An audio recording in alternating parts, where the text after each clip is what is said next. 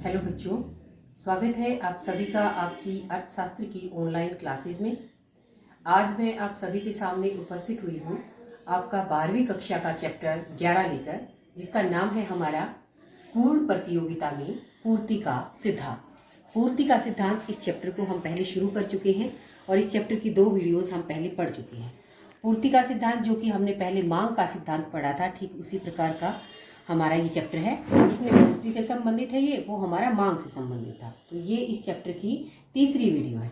आज इस वीडियो में हम पढ़ेंगे कि पूर्ति का नियम क्या है, उस नियम की व्याख्या करेंगे, पहले तालिका के द्वारा और फिर चित्र के द्वारा।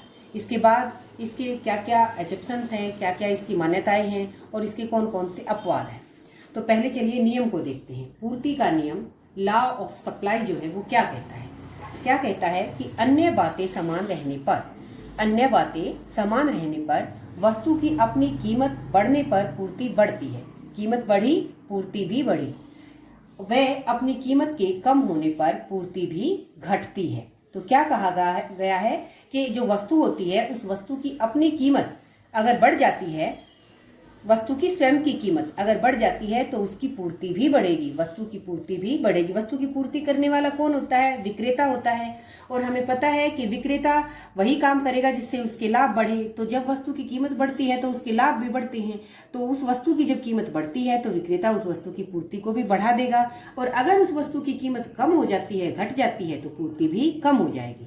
तो हम क्या कह सकते हैं कि पूर्ति का नियम क्या बताता है कि कीमत के बीच में और उस वस्तु की जो सप्लाई है, उस सप्लाई के बीच में आपस में कैसा संबंध है? पॉजिटिव या धनात्मक संबंध है। ये क्या कौन कहता है? पूर्ति का नियम कहता है कि वस्तु की अपनी कीमत के बीच में और उस वस्तु की पूर्ति के बीच में धनात्मक संबंध है। क्योंकि कीमत जब बढ़ती है तो पूर्ति भी बढ़ती है और कीमत जब कम होती है तो पूर्ति भी कम होती है। जब कब होएगा ये नियम लागू? जब अन्य बातें समान रहें। अन्य बातें समान रहने का मतलब इसकी मान्यताओं से है, इसकी एजम्पशन से है। तो वो भी मैं मान्यताओं के अंदर बताऊंगी कि ये अन्य बातें क्या हैं। तो जैसे हमारा मांग का नियम था कि अन्य बातें समान रहने पर एक वस्तु की कीमत में और उसकी मांग में नेगेटिव या विपरीत संबंध था, उसकी जगह पर पूर्ति के नियम में क्या होता है कि वस्तु की कीमत के बीच में और वस्तु की पूर्ति के बीच में आपस में धनात्मक संबंध होता है।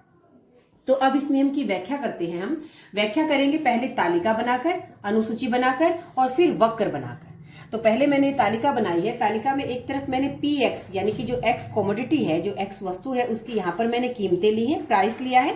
X वस्तु की प्राइस ये यहाँ पर ली है मैंने। फिर इस X वस्तु की सप्लाई ऑफ X, यहाँ पर मैंने सप्लाई को लिया है। तो जब हम तालिका बनाते हैं तो तालिका की हम व्याख्या करते हैं। पहले हम तालिका बनाएंगे, फिर तालिका की व्याख्या करेंगे। तालिका की व्याख्या कैसे करेंगे?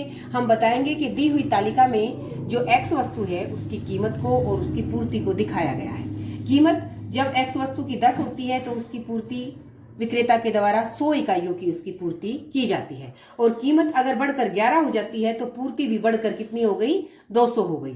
कीमत अगर और बढ़ जाए तो और बढ़ने पर उसकी पूर्ति भी और बढ़ जाती है। तो इसको हम उल्टा लेकर चले कि भाई 12 पर कीमत पूर्ति 300 है, कीमत घट गई, 11 हो गई तो पूर्ति भी घट गई, कीमत और घट गई तो पूर्ति भी और घट गई। तो पूर्ति क्या दिखा रही है? धनात्मक संबंध दिखा रही है वस्तु की, X वस्तु की कीमत और X वस्तु की पूर्ति के बीच में। तो इस तरह से हम पहले तालिका बनाएंगे, फिर तालिका की व्याख्या करेंगे। फिर इस तालिका को डायग्राम के थ्रू, चित्र बनाकर इस तालिका का पूर्ति का वक्र बनाएंगे। तो पूर्ति वक्र देखिए कैसे बनेगा। इसी तालिका को मैंने चित्र के रूप में दिखा दिया। X एक्सिस के ऊपर मैंने इसकी मात्रा या सप्लाई को ले लिया और Y एक्स के ऊपर जो कीमत थी X वस्तु की, उस कीमत को हम दिखाएंगे। तो कीमत मैंने ये दिखाया है कि भाई कीमत ये P है, मान लिया ये P1 है और ये P2 है। तो कीमत जब P होती है तो मान लिया ये क्या हमारी वस्तु की पूर्ति है। कीमत बढ़कर क्या हो गई? P1 हो गई। तो पूर्ति भी बढ़कर क्या हो गई? Q1 हो जाती है। कीमत और बढ़ गई, P2 हो गई तो पूर्ति भी और बढ़कर Q2 हो गई। तो इन पॉइंटों को मिलाने से ये जो हमारा बनेगा, इसे हम क्या कहेंगे? अपना सप्लाई कर्व कहेंगे, पूर्ति वक्र हम इसे कहेंगे। तो कर्व के माध्यम से भी हमने दिखाया है, क्या दिखाया है कि वस्तु की कीमत के बीच में और वस्तु की जो सप्लाई है, पूर्ति है, उन दोनों के बीच में कैसा संबंध है? धनात्मक। जब कीमत बढ़ रही है तो पूर्ति भी बढ़ रही है, या उल्टा चले कि कीमत घट रही है तो पूर्ति भी घट रही है।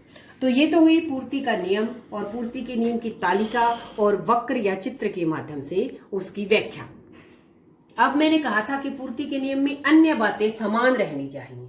ये नियम तभी लागू होगा जब अन्य बातें समान हो। ये अन्य बातें क्या है? मैं यहाँ पर आपको एक बात और बताना चाहूंगी कि जब मैंने पूर्ति फलन बताया था तो मैंने बताया था कि S x is the function of P x, और इसके अलावा मैंने टेक्निक, गोल और कई सारी बातें जो अदर गुड्स है हमारे उनकी जो गुड्स है उनकी कीमतें, और जो वस्तु के उत्पादन करने वाले साधन है वो सब क्या होने चाहिए कि वो सब स्थिर रहने चाहिए। सिर्फ क्या होना चाहिए, ये कीमत जो है और ये सप्लाई है, इसके संबंध को ये बता रहा है। ये सब चीजें जो बाकी के मैंने अदर चीजें जो बताई थी, दूसरे निर्धारक जो बताए थे, वो सब कैसे होने चाहिए? स्थिर होने चाहिए, समान होने चाहिए। यानी कि यहाँ पर ये मान्यताओं की बात कर रहा है। तो ये कौन सी हैं वो बातें? ये देखिए मैंने यहाँ पर मान्यताएं लिखी हैं। मान्यताएं यानी कि कुछ एजम्पशंस जिसे हम मान कर चलते हैं कि जब ये चीजें हम मानेंगे तभी ये नियम लागू होगा, अन्यथा ये नियम लागू नहीं होगा। तो पहली मान्यता क्या है कि उत्पादन के कारकों या साधन, कारकों को ही हम साधन कहते हैं, जो उत्पादन के साधन हैं हमारे कारक हैं, उनकी पूर्ति में और उनकी कीमत में बदलाव ना हो, ना बदले, परिवर्तन ना हो। तो अन्य बातें समान रहने का मतलब है कि ये चीज समान रहे, इस चीज में कोई बदलाव न आए। कौन सी चीज? जो उस वस्तु एक्स वस्तु है हमारी, या जो भी वस्तु हमारी है, उस वस्तु का उत्पादन करने वाले साधन, उन साधनों की पूर्ति में, मान लिया साधन हमारे पास घट जाए, बढ़ जाए, तो साधनों के घटने बढ़ने का उसकी पूर्ति के ऊपर बहुत प्रभाव पड़ेगा और तब हमारा नियम लागू नहीं होगा। तो इसीलिए क्या कहा गया है कि जो वस्तु है, उस वस्तु के उत्पादन करने वाले जो साधन है, उनकी पूर्ति में भी कमी या बढ़ोतरी नहीं होनी चाहिए और ना ही उनकी कीमतों में कोई परिवर्तन आना चाहिए। तो ये चीजें स्थिर रहनी चाहिए, ये चीज नहीं बदलनी चाहिए। दूसरी कौन सी चीज नहीं बदलनी चाहिए? दूसरी मान्यता है तकनीक ना बदले। जिस भी तकनीक से वस्तु का उत्पादन किया जा रहा है वो तकनीक सेम वही रहनी चाहिए, ना उस तकनीक के अंदर कोई सुधार आना चाहिए, ना ही उस तकनीक के अंदर कोई कमी आनी चाहिए। अगर तकनीक बदलती है तो भी हमारा नियम लागू नहीं होगा। मैंने ऊपर आपको बताया है कि एस एक्स यानी कि सप्लाई ऑफ एक्स और एक्स वस्तु की जो प्राइस है, उन दोनों के बीच के संबंध को बता रहा है हमारा पूर्ति का नियम। जो दूसरे अन्य निर्धारक तत्व जो हैं, जो कि ये मैं एक एक करके जिनकी बात कर रही हूँ, जैसे कारक हो गए, जैसे तकनीक हो गई, जैसे फर्म का उद्देश्य और आगे और भी आएंगे, वो सब बिल्कुल से स्थिर रहने चाहिए, उनमें कोई परिवर्तन नहीं आना चाहिए। मान्यता का अर्थ, अन्य बातों का अर्थ यही है। तो तकनीक में भी कोई बदलाव नहीं आना चाहिए। अगली चीज क्या है? फर्म का उद्देश्य, गोल। मैंने तब बताया था आपको कि गोल हमारे दो तरह के हो सकते हैं। या तो फर्म ये सोच सकती है कि अपने लाभ को बढ़ाए, या फर्म ये सोच सकती है कि अपनी बिक्री को बढ़ाए।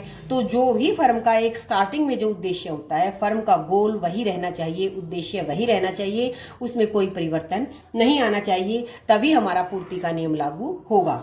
अगली मान्यता है कि अन्य वस्तुओं की कीमत, जो अदर गुड्स है, एक्स वस्तु के अलावा उसी जैसा काम करने वाली जो दूसरी वस्तुएं हैं, उनकी कीमतों में भी कोई परिवर्तन नहीं आना चाहिए। अगर उनकी कीमतों में परिवर्तन आता है तो भी हमारा पूर्ति का नियम लागू नहीं होगा।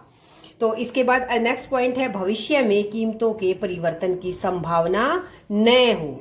तो भविष्य में अगर भाई हो सकता है भविष्य में कीमतें बढ़े तो वर्तमान में पूर्ति नहीं बढ़ेगी, फिर पूर्ति अब भविष्य में ही बढ़ेगी। ऐसे ही अगर भविष्य में ये है कि भाई कीमतें क्या हो जाएंगी, कम हो जाएंगी, तो वर्तमान में बढ़ जाएगी। कीमतों के कम होने पर भी वर्तमान में बढ़ जाएगी, क्योंकि भविष्य में क्या लग रहा है, कीमतें कम होंगी। तो इन सब चीजों के अंदर परिवर्तन नहीं होगा, तभी हमारा नियम लागू होगा। इसीलिए हमने इसको मान्यता कहा है।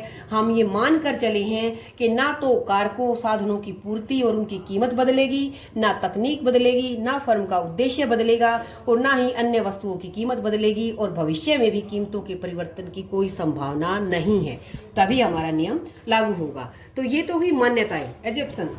इसके अलावा मांग के नियम की तरह पूर्ति के नियम के भी कुछ अपवाद हैं, कुछ एक्सेप्शंस हैं जहां पर ये नियम लागू नहीं होता। तो अपवाद कौन से हैं? सबसे पहला अपवाद है प्राकृतिक तत्व या प्राकृतिक तत्वों पर आधारित। जैसे हमारी कृषि है, कृषि प्राकृतिक तत्वों के ऊपर आधारित है, तो जो प्राकृतिक तत्वों पर आधारित वस्तुएं होती हैं उनके ऊपर ये नियम लागू नहीं होता। क्यों लागू नहीं होता?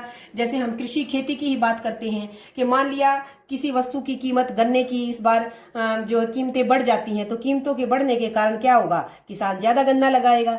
लेकिन किसान के ज्यादा गन्ना लगाने से ही उसकी पूर्ति नहीं बढ़ेगी। मान लिया जलवायु परिवर्तन या प्राकृतिक कुछ परिवर्तन इस तरह के होते हैं कि गन्ने की फसल ज्यादा लगाने के बावजूद भी गन्ने की फसल बर्बाद हो जाए, तो उसके ऊपर किसका प्रभाव पड़ा, प्रकृति का प्रभाव पड़ा। तो जो प्रकृति आधारित वस्तुएं हैं जैसे कृषि, उनके ऊपर ये नियम लागू नहीं होता। कई बार उनकी कीमत के बढ़ने पर किसान के ज्यादा मात्रा में फसल के उगाने के बाद भी हमारी फसल अधिक नहीं हो पाती, उसकी पूर्ति अधिक नहीं हो पाती।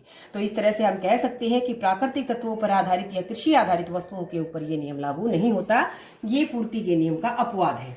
दूसरा अपवाद क्या है, सामाजिक प्रतिष्ठा की वस्तुएं। सामाजिक प्रतिष्ठा की वो वस्तुएं, ऐसी वस्तुएं जो जिन्हें हम अपनी प्रतिष्ठा से, अपने मान सम्मान से जोड़कर चलते हैं। क्योंकि हमारे समाज में कुछ ऐसी वस्तुएं होती हैं जिन्हें हम ये मानते हैं कि भाई ये हमारी पुश्तैनी है, हमें इन्हें चाहे इनकी कीमत कितनी भी क्यों ना अधिक हो जाए, हम उनको देने को तैयार नहीं होते। तो कुछ ऐसी वस्तुएं होती हैं जिन्हें हम अपनी प्रतिष्ठा, मान, मर्यादा से जोड़ लेते हैं। तो ऐसी वस्तुओं की कीमत के बढ़ने पर भी उनकी पूर्ति नहीं बढ़ेगी। ठीक है, तो सामाजिक प्रतिष्ठा की वस्तुएं भी क्या हो गई, इस नियम का अपवाद हो गई। इसके अलावा अगला अपवाद है नाशवान वस्तुएं। नाशवान वस्तुएं वो वस्तुएं होती हैं जो एक शॉर्ट टाइम के लिए ही जो हमारे लिए यूजफुल होती हैं, इसके बाद वो अपने आप खराब हो जाती हैं या नष्ट हो जाती हैं। तो ऐसी वस्तुओं को, जैसे हमारी फल और सब्जियां होती हैं, कई बार उनकी कीमतें कम कीमतों पर भी हम उनको ज्यादा देने के लिए तैयार हो जाते हैं। क्यों? क्योंकि हमें पता है कि वो लॉन्ग टाइम के लिए नहीं चल सकती। तो नाशवान वस्तुएं जो होती हैं वो जल्दी खराब हो जाने के कारण भी उनके ऊपर ये नियम लागू नहीं होता। तो ये 3 हमारे पॉइंट थे जो इस नियम के अपवाद हैं। तो जिस तरह से हमने मांग का नियम किया था, ठीक उसी तरह से हमने आज पूर्ति का नियम पढ़ने की कोशिश की। पूर्ति का नियम होता क्या है, उसकी व्याख्या की हमने तालिका के माध्यम से, चित्र के माध्यम से, फिर उसकी जो अन्य बातें थी यानी कि जो उसकी मान्यताएं थी उनको हमने डिस्कस किया, और लास्ट में हमने उसके अपवादों के बारे में पढ़ा। तो मेरे ख्याल से आज की इस वीडियो के लिए इतना काफी हो गया है। नेक्स्ट वीडियो में हम इससे पाठ को आगे बढ़ाएंगे। तो आज के लिए आप सभी का वीडियो को देखने, समझने के लिए बहुत बहुत धन्यवाद।